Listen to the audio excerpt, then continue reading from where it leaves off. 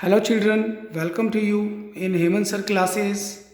आज हम 11th class के फिज़िक्स के एक टॉपिक लॉज ऑफ मोशन में एक केस स्टडी को समझने की कोशिश करते हैं।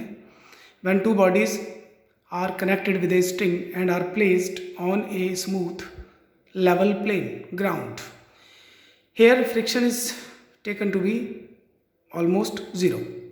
Now let us consider F1 is the force that is applied on body of mass m1. Then there is a common tension in the middle segment of the string, and now we consider the laws of motion governing the motion of these bodies. सबसे पहले हम m1 मास की बात करेंगे। इस m1 मास के ऊपर the force which is the net applied force is given by F minus T. F is the applied force and T is the tension in the common segment of the string. So when you subtract tension from the force, you obtain the net force that is accelerating or that is providing the acceleration to this body m1. So F minus T is equal to m1a is the first equation of motion. Now second, for m2, tension is the only force which is responsible for its motion. So tension is equal to m2a. Now let us do a little bit mathematics. What we do?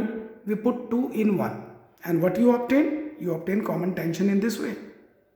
Similarly, if you place the value of A in equation number 2, you obtain the common tension of this system.